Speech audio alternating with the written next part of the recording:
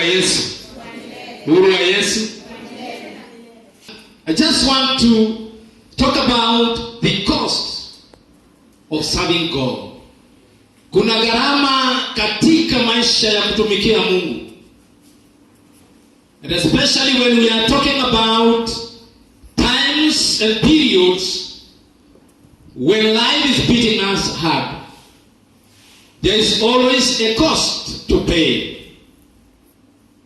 To the project you have done as the youth of AIC in Hema, you have paid a price. You have sacrificed your finances for almost a year to come up with a project. And I'm telling you the truth. Where you are sowing is a ground capable to grow more. Your seed has not fallen in a rock. Haijaanguka kwenye mawe itamea. God in heaven is watching at you in what you are doing. When you are counting what the cost is involved in serving God, we spoke about faithfully serving the Lord. I like what in the Old Testament Solomon is speaking about the youthful years. In the Old Testament, he said this, the book of Ecclesiastes, chapter 12, verse 1. Solomon is giving us a key word for us. I want us to see what he says. It is the last chapter of the book, and he says this: remember the Creator in the days of your what? Remember the Creator in your youthful days. This is the time, the right time, the foundation you are building in your life to serve God. Don't think it is by mistake what you are doing. It all starts as a foundation from early age, kutoka ukiwa mtoto mdogo. And this tells us that our parents or your parents have done something great to plant something in you. You cannot do this unless you have some seed in you, the seed of the Word of God. It is started when the Bible says, teach a child what? It is starting our youth in Proverbs 22, verse 6. Teach the child in the ways of the Lord. And when he grows old, he will never do what? He will never depart. And I am happy to see that happening in your lives. God is ready to bless you in His mercies and grace and open great doors in your life because of setting a phase in this time. Many have cried that Corona has caused even the economy to go down. But what is happening to the economy of the youth of Nehemiah? There is a God in heaven who sits there and watches what you are doing. The greater plans in your life, God will support them. Everything you start, whether a project, be it for the church or for your own, will always prosper. Because it is rooted in the Word of God. And I want to thank God. We are yet to see great things happening in your lives. The Word of God comes in the right time and to the right person. Be aggressive. Whatever is yours, get it. It will not just come easy. It is my prayer, as you remember the Creator in the days of your youth, that God will manifest more and great things in your life, that you will never lack. Hallelujah. Amen. The cost of serving God. A story is given in Matthew chapter 19, verse 16 to 30. Let us start there. The Bible speaks of a rich young man. Verse 16 says this: now a man came up to Jesus and asked, Teacher, what good thing must must I do to get eternal life? The cost of following Jesus, or cost of serving God. Then Jesus is telling the young man, why ask me about what is good? Jesus replies, there is only one who is good. If you want to enter life, obey the commandments. One of the key things you must understand, it is not easy. It's a cost for you to follow the ways of God. And Jesus is telling this young man, you must follow my commands. And like today, I'm repeating the same to you. My children, kindly remember to follow the commands of God in the days of your youth. Now, look at this young man. He tries to respond to Jesus. And he gives a list of things he has done. Jesus is giving them to him. Do not murder, do not commit adultery, do not steal, do not give. If you look at what Jesus gave this young man, it's the last 6 commandments. Is what is giving this man. The first 4 commandments dealing with God and personality, he had already dealt with them. He could not worship idols. He was good and kept the Sabbath. But here comes a challenge in life. The last 6 commandments is what Jesus is giving this young man. And what does the young man say in verse 20? The young man said, what do I still lack? Self-appraisal. Bwana Yesu asifiwe. You know, in our own thinking, we may realize that in life we have done great, but not understanding that the great things we have done are not according to the ways of God. That is why this young man eagerly wanted Jesus himself to speak about his life. Remember this. This man was young and rich. Hallelujah. He was loaded. You say that today. This language was not there before. The guy was loaded. Then Jesus answers him, if you want to be perfect, go sell your possessions and give to the poor, and you will have treasure in heaven. Then come and follow me. The cost of serving God. Is it possible for you to sell what you have? Is it possible for you to leave what you hold in this life to follow Jesus? Look at what happened. Verse 22. When the young man heard this, he went away sad because he had great wealth. This tells us, our young generation today, what are you looking for in life? There are many rich, and I say this, it is not wrong to be rich. In fact, riches come from heaven. God gives us the ability to create wealth. If you read in the Old Testament, the book of Deuteronomy, it is He who gives us the ability to create wealth. And He will still give you the ability to create wealth. But there is a cost involved in that. Jesus is talking to this young man, go sell what you have. But this young man gets sad because he was greatly wealthy. It was hard for him to depart with what he had. Think about this in your life. There is a cost. There is a cost which you must incur to serve God in your life. Let us continue. What happens next? Then Jesus said to his disciples, I tell you the truth.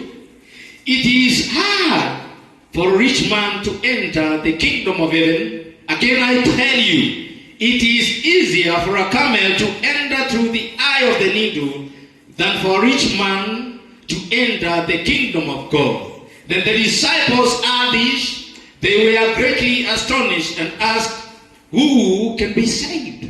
Jesus looked at them and said, with man this is impossible, but with God all things are possible. With God all things are possible. That is the story we are talking about, this rich young man. It was hard for him to let go what he had. What must you do to be effective in the service, in the work of God? As a young person, and when I'm talking of young, probably I may not be referring to the age. I know there's a transition coming in before you enter into adulthood. There are things you must understand clearly. Unless you are rooted and attached to God, whatever you will be doing in life will be futile. You can never go far in this life unless you are rooted in God. In Ecclesiastes 12, that we must serve God in our youth. A lot is happening today. Paul is talking to his son. As a young pastor, Timothy is ministering in the church where Paul had started these churches. And in 1 Timothy chapter 4, he gives instructions to Timothy about himself. He tells him, let no man despise his youthful age. Let no man look down upon you, because you have what it takes when you seriously take your life to God. That God will control your life. Some few instructions Paul is giving to his son Timothy. As I am giving to you today, my dear children, remember a time will come. If you read the entire chapter of Ecclesiastes 12, you will see a time will come when you will have no energy to do that. Days of danger are coming, when you will have no time to even enjoy your youth. Whatever you can touch now, do it. Whatever you do it as though you are doing for the Lord. A lot of youths are into idol worship and Illuminati. Did you ever ask yourself why the young get engaged in these acts? You see, the devil also wants the youths because they are energetic. The devil wants the youth because they have the knowledge. He wants to use them again to destroy their future. So that what was prophesied in Proverbs 22:6. In your older days, you will have not achieved what God had planned in your life. Let us be careful in what we do. So Paul gives instructions to his son Timothy. Very nice word he gives him. He says this in verse 1. Hallelujah. He says this, chapter 4, verse 12. Do not let anyone look down on you because you are young. Do we agree together? Do we agree together? This, let no one despise your age. You are capable. Are you not capable? Can you see what you are able to do? Let no one despise you because you are young, but set an example for the believers in one thing, in speech. That is what I was talking about. Be always having seasoned words, what you say. In life, in love, in faith, and in purity, until I come, devote to the public reading of the scripture. To preaching and teaching, do not neglect your gift, which was given to you through a prophetic message. when the body of elders laid their hands on you, be diligent in these matters, give yourself wholly to them, so that everyone may see your progress. Bwana Yesu asifiwe. We are seeing your progress. Paul tells Timothy, set an example for the believers in speech. Whatever you do in word. You can refer also to Colossians chapter 3 verse 17. We're not going to read. Talks about our words. Serving God in everything through our words. What do you say? What words are there in your mind? What do you say when no one is watching you? How do you respond to the elderly? It's a great shock today when you look around what is happening with the young generation today. I am telling you, I would say our days were a bit fair, a bit better. Today, how many of us, let's say you are seated in a bus, and you see an elderly person and you will stand for that person to sit down. And I'm not talking about the youths of Nehema AIC. Probably you know other youths. How many of you will rise up for an elderly person to sit down?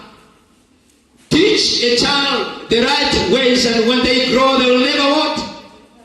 Most have forgotten these ways and departed from them, and they have lived miserably because of neglecting the truth. Let me tell you, the word of God never misses what it intends to do. It is like rain when it comes down. It waters the ground. And like this word of God, it never goes back to him empty. He always fulfills what he says, because him is the word. So when God says he will make you prosper, believe that. Hallelujah. So you must be perfect in speech. Say the right things. You must set an example in your life. Honor your parents and even the elders. You must love anyone, everyone. Actually, this is a great issue in the society. And even parents, as you are listening, we must also treat them in the right way, treating the youths in the right way. Timothy is being warned about faith, being told about faith. You must have faith, believe in God. You must have faith in what you are doing. Have faith that God is going to move you from one level to another. And the fifth thing Paul is telling Timothy is to live in purity. Bwana Yesu asifiwe. Bwana Yesu asifiwe. Yes, until that day comes when you will cross over, you must live in purity. I may not talk much more on this, but I tell you, most may not understand the dangers involved in this. God is holy. We must understand this character of God. And even as we must retain that holiness. You must stay holy and pray that God will sustain your life. Purity in everything. Keep your body until the right time, and God will preserve you. When there is no purity in you, you are thriving in pain. You want God to be effective in your life as a young person, as Solomon says. We must watch our lives and the way we conduct ourselves in purity. This gives us a reason why We must always seek the right counsel all the time. As a youth, trust in the Lord always. Lean not on your own understanding. Let us read there. As I wind up. Proverbs 3, verse 5, 6, and 7. The Bible says this: trust in the Lord with all your heart, and lean not on your own understanding. In all your ways acknowledge him, and he will make your path straight. Do not be wise in your own eyes. Fear the Lord and shun evil. Hallelujah. There is a cost involved in serving God, and especially in our youthful days. We cannot lean on our own understanding. We cannot lean on our own education. We cannot lean on our own experiences in life. But we must lean on Jesus. We must lean on God. God will direct you in this life, and whatever you need, he will offer it to you. Usichoke kumtumikia Mungu katika ujana wako, maana wakati ufaao Mungu atainuka. Atawatendea mema katika maisha yenu, kama vile Timotheo alivyokuwa mchungaji katika umri wake na watu walimheshimu. The elders who were in the churches used to respect this young man because he was brought up by his mentor, who was Paul. And with the authority and the power of God, whatever he could speak, people would listen to the word of God. Do not let anyone despise you. It is possible to serve God even in purity. Wengi wanasema haiwezekani, but I am here to tell you, there is nothing impossible before God. If you want to mess your life, do it at your youthful time. Hata wakati utazeeka. Nafikiri mnaonanga watu ambao katika maisha yao wameangamia. Ilianzia mahali ambapo walidharau na wakakataa kusikiza neno la Mungu, na ndio maana wanaishi maisha ambayo hayapendezi katika ulimwengu. They are desperate in life, trying to look for what will satisfy them, but they will never get. When you miss the point as a youth, even in your old age, you will never get it right. Let us start it now, when God is giving us the opportunity even to serve Him. And God will sustain you. Can we use the technology today for the glory of God? It is my prayer very soon we will have Wi-Fi around. Can we have youth coming here, go on YouTube, put gospel music, use the sanctuary to dance here? Hallelujah. On a Saturday afternoon or when you are free. What are you doing with your time? It matters. Let us utilize our time in the right way. Do not fear to come and say whenever you have issues in life, because there is a way. Do not suffer in this time, because there is an opportunity. Parents who are ready to stand and support you. It is my prayer that youth from other churches will come here to ask you how to do things. Hallelujah. Am I talking to myself? It is my prayer that you will be a role model. Even when others want to do things, they will come here and ask you, how is this thing done? Because the grace of God will rest upon you all the days of your lives. And when the grace is there, nothing impossible will come upon your lives. The enemy wants to introduce earthly life and pleasures. But I pray none will ever happen to our youth. When the enemy speaks to you, remind him you are fearfully and wonderfully made, created for the purpose of the kingdom of God, and a covenant which you have made with your God to serve him all the days of your life. Remember, there is a cost to follow Jesus. It is not easy. There is a cost that we must incur to follow Jesus.